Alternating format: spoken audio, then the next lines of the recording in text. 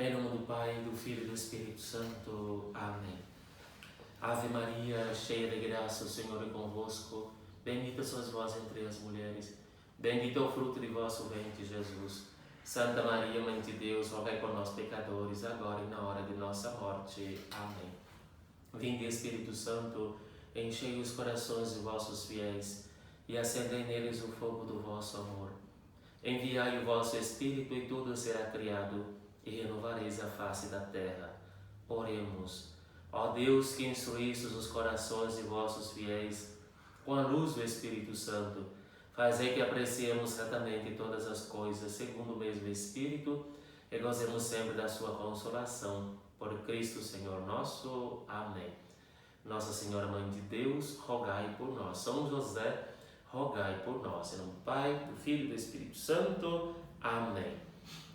Então, caríssimo, hoje o Padre quer falar um pouco especialmente aos catequistas, né? Tanto os nossos catequistas de crianças, né? De adolescentes, de jovens, de adultos. Sabemos que ser catequista é um ministério muito elevado, né? É o ministério da palavra, em primeiro lugar. Ser catequista é ser ministro da palavra de Deus. Isso a Santa Igreja confia o ministério da palavra, em primeiro lugar, né? Aos bispos, aos padres, aos diáconos, e extraordinariamente confia a todos os leigos e leigas, né? Que ajudam na catequese, ministrar, né? A doutrina, a palavra aos filhos da Igreja. Um tempo atrás, antes do Concílio Vaticano II, de 1962, né? Realmente os catequistas, eles eram poucas pessoas catequizando para um catequista bem formado, bem instruído. E a maioria das vezes, quem dava a catequese, né? A catequese passou por uma série de transformações, adaptações, cultural, espiritual, passou por essa adequação, né? Como vocês já estudaram, a catequese teve esses vários alicerces, né? A catequese do modo tridentino, que era feito de catecismo, de perguntas e respostas. Acho que a maioria dos nossos pais, dos nossos avós, foram doutrinados dessa forma, né? Perguntas e respostas. Então a catequese era mais nesse aspecto dialogal. Perguntava, respondia, se interagia, e a pessoa ia fazendo essa experiência, né? De ser doutrinado, de ser educados na fé. A Igreja sempre se preocupou com a educação dos filhos. A Igreja sempre se preocupou com a educação dos filhos, tanto intelectual, né? Espiritual, né? Psíquico, emocional, o corpo, a vida inteira do ser humano. Não só para o lado espiritual, mas o todo do ser humano. Porque nós bem percebemos que ao longo da história, né? A catequese teve seus pontos altos, né? E um ponto alto da catequese é a iniciação à vida cristã. A iniciação à vida cristã, ela tem a base, né, nos primeiros 4 séculos, chamada a catequese catecumenal, né? Vocês já estudaram várias vezes na diocese, documentos, formações, referente a esse modo de catequizar. É um modo inspirador. Até esses 4 séculos, quando a Igreja não tinha liberdade religiosa, os católicos eram doutrinados, ensinados ao anúncio do querigma, a princípio dessa forma, né? E foram catequeses que renderam frutos, foram catequeses que renderam realmente, né, um caminho de santidade, caminho de aperfeiçoamento na fé, estruturamento familiar. Depois, com a abertura da vida religiosa, né, a Igreja pôde se tornar pública, podemos assim dizer, com o edito de Milão de 313 de Constantino, né? A catequese começou a dar uma enfraquecida. Por quê? Só fazia catequese realmente quem queria ser cristão, quem queria arrumar realmente a sua vida a risco, né, para seguir Jesus, né? Então a catequese era desse modo, fortificava na fé, indicava o caminho e enviava a pessoa. Com o edito de Milão 313 de Constantino, com a conversão de Constantino, juntamente com a sua Santa Mãe, Santa Helena, que contribui muito para a história da igreja, especialmente os lugares santos. Então, a partir daí, o império era cristão, todo mundo era cristão. Então, aí entrava, né, gente de todas as formas, né? Então, aí a catequese deu uma balanceada, né? Já não é somente aqueles que queriam seguir Jesus, mas eram a massa, era o povão, né? E agora uma coisa importante nisso tudo. E aí a catequese deu esse solavanco, né? Foi e voltou, entra catecismo, sai catecismo, documento, concílios, de cá e de lá. E chegou até nos dias de hoje, né?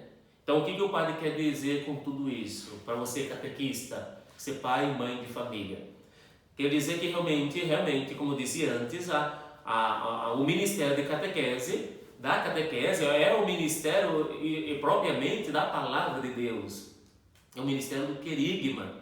O que é o querigma? O primeiro anúncio. Geralmente é muito comum isso, o catequista ser este querigmático dentro da sala de catequese, dos encontros de catequese. Por quê? Porque não deveria, mas os catequizandos às vezes nunca ouviram falar de Jesus, às vezes dentro de casa, a vida de oração, missa, compromisso comunitário, movimento, numa pastoral, são raras exceções. Então como querigma, o primeiro anúncio precisa ser feito realmente bem feito, né? Não levar a criança, o jovem adolescente, repudiar a palavra de Deus, não, o catecismo da Igreja Católica agora já não me serve, não, agora a vida doutrinal já não serve, agora eu preciso só disso, daquilo, não. Então, primeira coisa, inculcar na nossa cabeça de catequista, de padre, de catequistas, que realmente a palavra de Deus, ele é a fonte de toda a catequese. É aqui que está o anúncio. O anúncio não é do padre, o anúncio não é de você catequista, o anúncio de quem? De Jesus. Você é porta-voz de Jesus, porta-voz da palavra de Deus. Então por isso que é preciso ser bem feito, com amor, com carinho. E nesse tempo que nós estamos vivendo, este ano é um ano extraordinário, podemos assim dizer, um ano de muitas situações que agora nós vamos ter que pisar no freio. Eu dizia esses dias que realmente é viver um dia por vez. Hoje em dia a gente não pode planejar mais, daqui um mês vou fazer tal coisa. A gente não sabe se amanhã está tudo fechado, se amanhã está todo mundo contaminado, se amanhã está a metade da humanidade morta. A gente não sabe, é uma insegurança, olha o tamanho do mundo. Então, é como diz, viver um dia por vez. E eu percebo assim, conversando com os catequistas de cá, de lá, um conversa de cá, outro conversa de lá, percebo assim que realmente nós, catequistas, devemos nos cuidar por primeiro. Uma frase entre os carismáticos que diz assim: cuidar dos cuidadores. Às vezes a gente cuida de tantas crianças, espiritualmente, até mesmo psicologicamente, indica médico, psicólogo, psiquiatra, preocupa tanto, às vezes, com quantos casos na sua catequese de meninos e meninas que tentou suicídio, foi explorado sexualmente dentro de casa, vive uma vida, olha, na pura misericórdia. Então muitas vezes a gente preocupa com os filhos dos outros e a gente se esquece de preocupar conosco mesmo, espiritualmente, psicologicamente, afetivamente. Nós esquecemos de nós, anulamos. Isso é bom, num certo ponto. Você ter caridade com o irmão, com a irmã, com as pessoas é muito bom, mas o primeiro ato de caridade é com você. E hoje o padre quer fazer uma pequena lexo divina, do Eclesiástico capítulo 2. Toma nota aí para você, toma nota, pegar a palavra de Deus. Todo catequista tem que ter a Bíblia, e uma boa Bíblia, de uma boa tradução, para que realmente o anúncio possa ser bem feito, com qualidade. Então, Eclesiástico capítulo 2, do versículo 1 a seguintes. Meu filho, se te ofereces para servir o Senhor, prepara para a prova. Endireita o teu coração e ser constante. Não te apavores no tempo da adversidade. Une-te a Ele e não te separes, a fim de seres exaltado no último dia. Tudo o que te acontecer, aceita-o. Nas vicissitudes que te humilharem, ser paciente, pois o ouro se prova no fogo, e os eleitos de Deus no cadinho da humilhação. na doença e na indigência, conserva a confiança. Confia no Senhor e Ele te ajudará. Endireita teus caminhos e nele espera. Vós que temeis o Senhor, contai com sua misericórdia, e não o afasteis para não cairdes. Vós que temeis o Senhor, tende confiança nele, e a recompensa não vos faltará.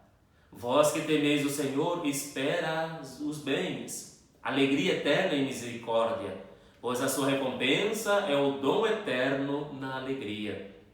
Considerai as gerações passadas e vede, quem confiou no Senhor e foi desiludido?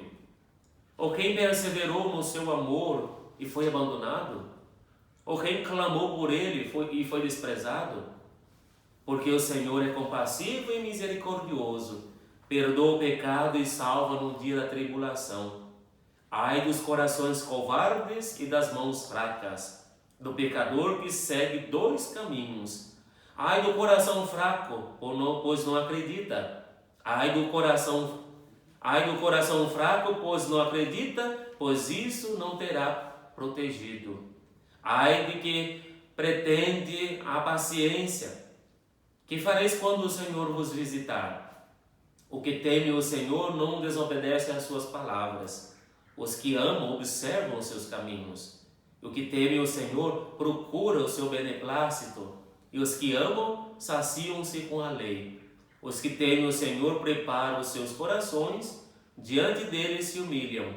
Caímos nas mãos do Senhor e não na mão dos homens. Pois tal como é a grandeza, assim é a sua misericórdia. Palavra do Senhor, graças a Deus.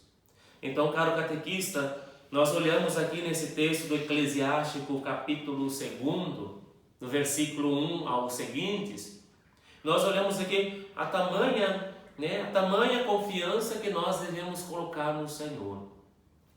A nossa vida está nas mãos de Deus. Então, por que tanto medo? Por que tanta fraqueza? Por que tantos desesperos? Às vezes nós vivemos uma vida desesperada, desesperançada.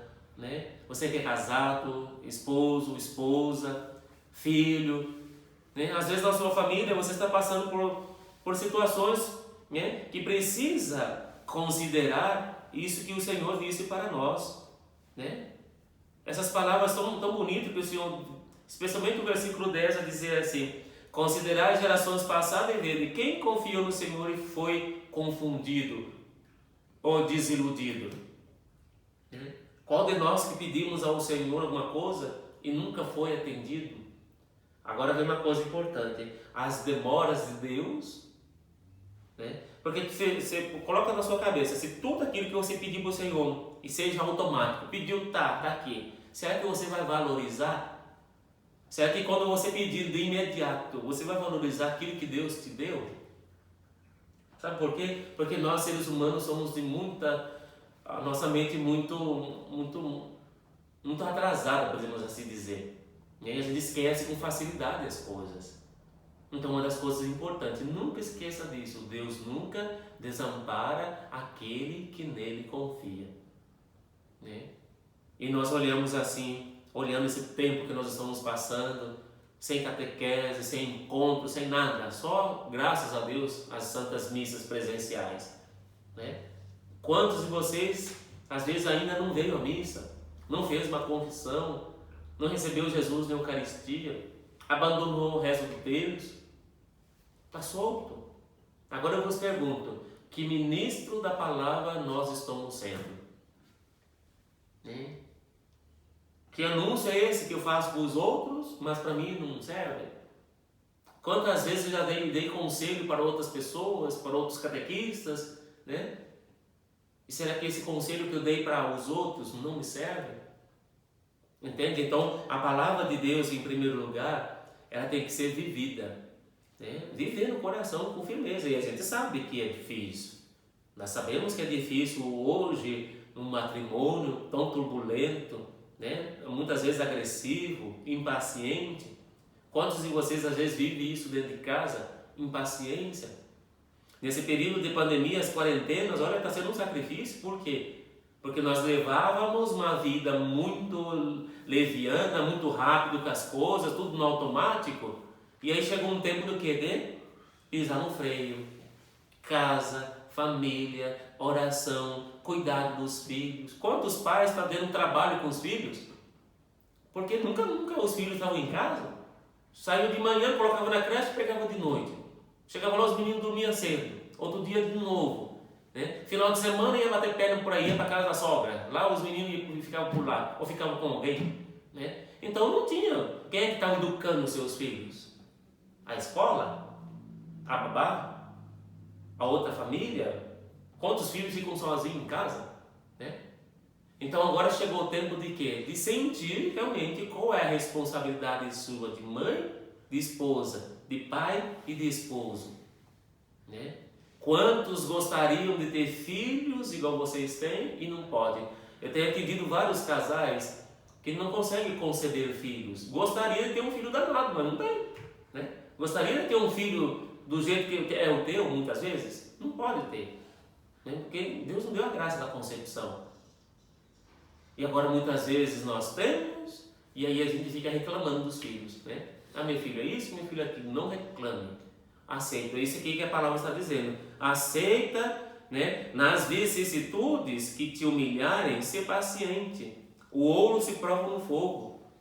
Confia no Senhor e Ele te ajudará. Vós que temeis o Senhor na sua misericórdia, não afasteis para que não possa cair. Né? Então, primeiramente, uma vida de um catequista, de todos nós. Né? Mas primeiro, de nós que estamos à frente de uma situação, de um ministério tão excelso, a nossa vida de oração. Né? Como nós somos vacilantes na nossa vida de oração. Muitas vezes a gente só amanhece lamentando. Ai, que é isso, que é aquilo, PPP, né? A gente só amanhece, desculpa de falar o PPP, né? A gente só amanhece, a gente já amanhece reclamando, né? A gente não ergue os olhos para o céu e fala, Senhor, obrigado porque eu estou vivo, obrigado porque eu estou respirando. Ah, porque o sol está quente, porque está frio demais, porque a água não chegou, porque o café derramou, porque o leite, isso, aquilo, o leite talhou, porque o marido não banhou cedo, porque os meninos estão na cama ainda, porque quebrou o copo, porque não sei o que aconteceu, sujou a cozinha, não limpou, o banheiro está imundo. Então a gente já amanhece reclamando. Primeiro ato nosso, primeiro trabalho nosso, cristãos, é falar com o Criador. Não reclamar para Ele, mas agradecer o ato da criação que Ele nos deu. Então, primeiramente, vida de oração. Isso serve para todo cristão. Você quer ir para o céu? Precisa rezar. Quer ser sustentado na fé? Precisa rezar. E temos diversos tipos de oração, seja o terço, seja novena, seja lexo divina, seja qual metodologia de oração for. Adequa a uma delas e segue. Ser perseverante. Não seja inconstante. Ser perseverante no horário, local, momento para se rezar. Isso é chamado de ascese. Segundo lugar, vida sacramental. Um bom catequista nutre a sua vida com o sacramento da Eucaristia e da confissão. Preste bem atenção. Quanto tempo faz que você não faz uma confissão? Quanto tempo faz que você não comunga? Quanto tempo faz que você não reza o terço? Que você não pega na palavra de Deus? Entende?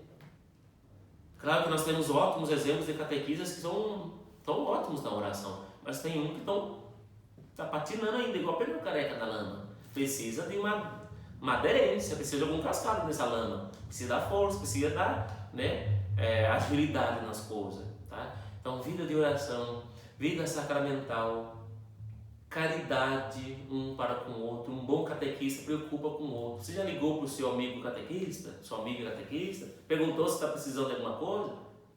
Ou só simplesmente mandou um abraço via Zap? Você perguntou se ele tem de comer de casa, se está doente, se precisa de uma visita, de um telefonema, às vezes até de uma visita, mesmo que use máscara, fazer uma visita. Né? Gente, a pandemia não veio para separar a gente, não. Claro que a pandemia não é de Deus, isso é aquela coisa do inimigo. Né? Mas nós devemos nos unir, e tem diversas formas a gente se unir. O ato da caridade. Para finalizar, então o padre quer pedir você, catequista, ser firme. Sede corajoso. Sede forte e sede corajoso. Essa é a palavra que Deus disse a Josué. Quando Moisés morreu lá antes de entrar na terra prometida, Deus chamou Josué e disse a ele: filho, sede forte e sede corajoso. Então o Padre está dizendo para você, catequista, você pai e você mãe, sede firme, sede corajoso. E como é que nós sejamos firmes e corajosos? Sob a luz da palavra de Deus, que se transforma para nós em via sacramental. Então o Padre, em primeiro lugar, quer te motivar numa vida de oração, seja em casa, seja na igreja, na missa ou não, devemos rezar. Segundo lugar, o Padre quer pedir a Deus por você, que você permaneça firme, seja corajoso, nós iremos vencer essa batalha. E como que nós iremos vencer a batalha? Na oração e na ação. Não é o cavalo que garante a vitória, né? Não são os soldados que garantem a vitória.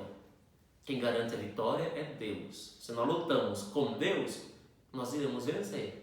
Se nós estamos lutando sem Deus, nós iremos perder. Isso é certo.